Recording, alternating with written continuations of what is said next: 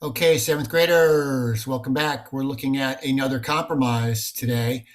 Earlier, it was in chapter 16, section 1, the Missouri Compromise of 1820. Today, we're going to be looking at the Compromise of 1850. Again, another compromise that's going to be uh, another compromise that's going to be made over this issue of slavery. And this mini lecture will be posted to your Schoology account, as will the Quizlet vocab terms for Chapter 16, Section 2, the Compromise of 1850. There are 6 terms total.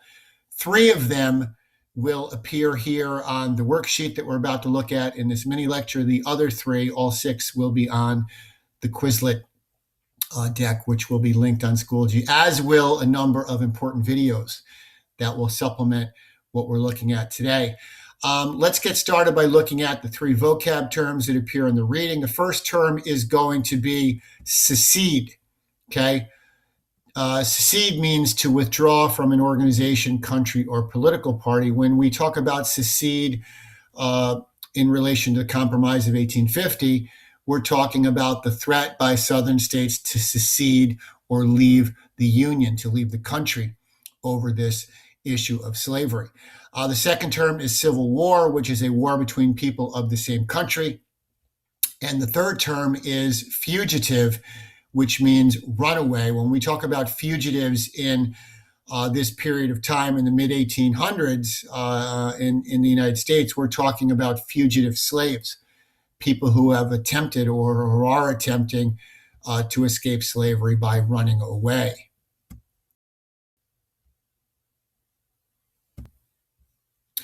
So with that in mind, let's take a look at our reading. And again, we'll go slow and we'll go over a couple of important points here where we need to stop to clarify. The issue of slavery becomes very important again in 1850, just like it was important in 1820.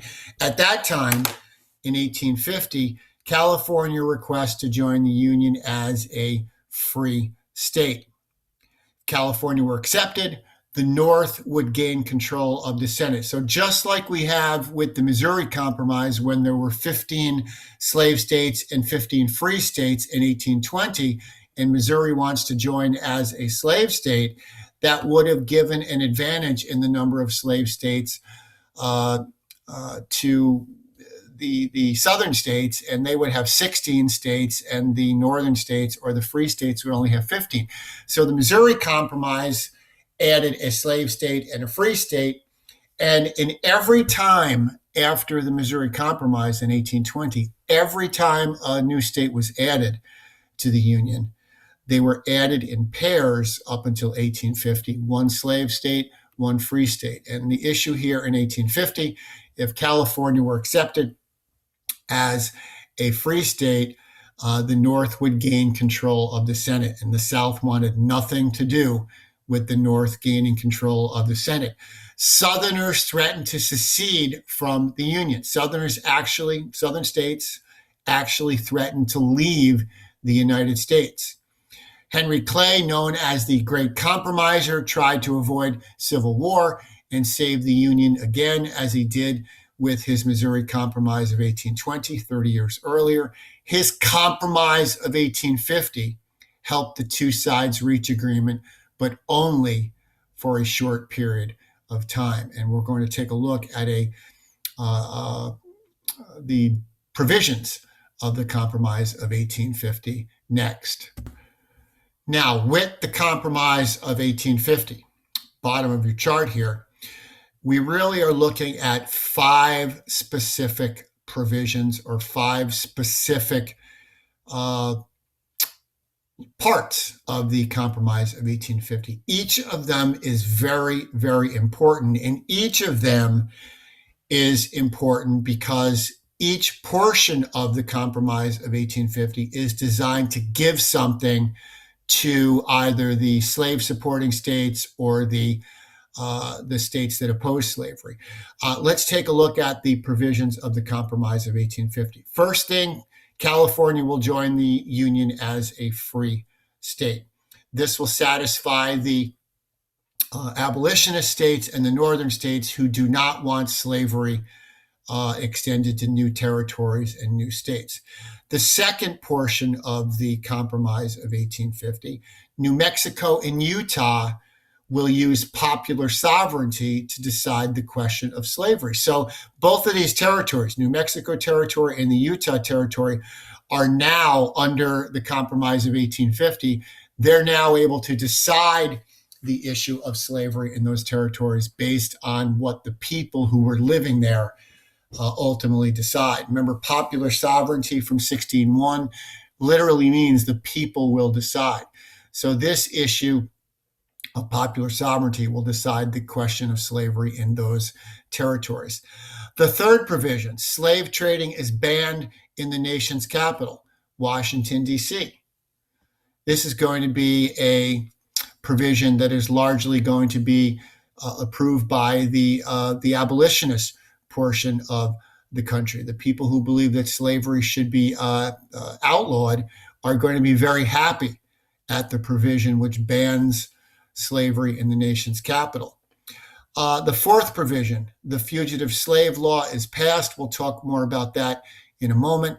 And the fifth provision of the Compromise of 1850, the border between Texas and Mexico, is determined.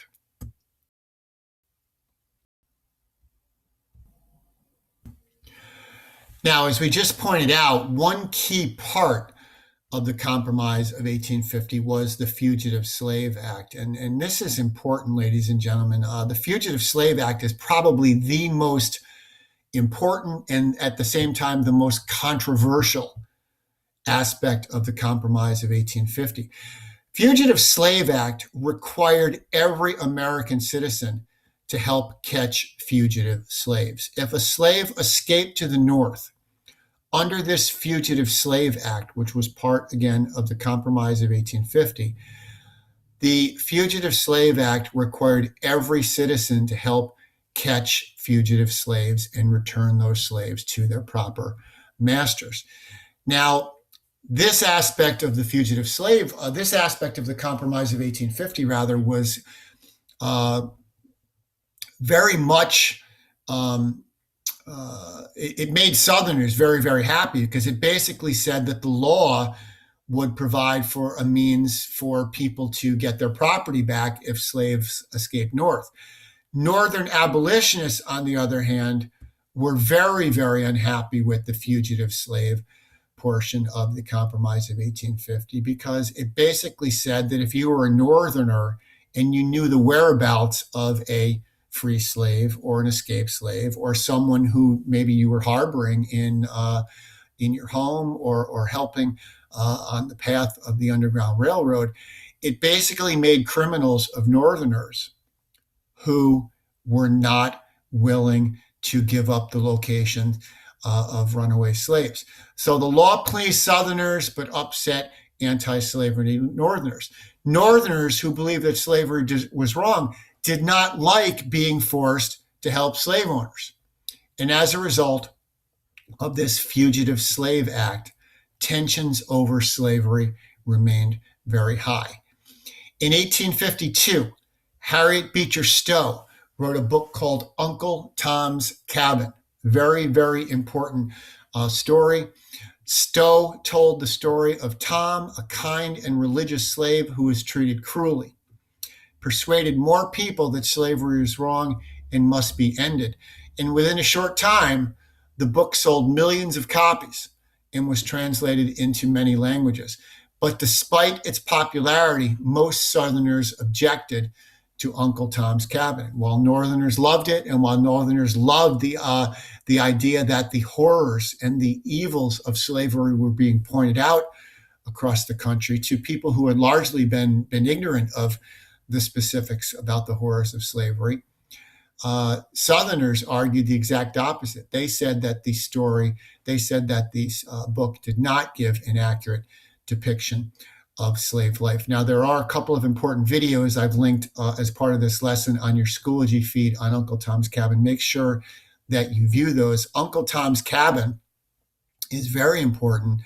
One, because it is the first time really that we're going to see a female novelist write a story about the horrors of slavery that will really serve to open people's eyes about what the institution of slavery was like in the South.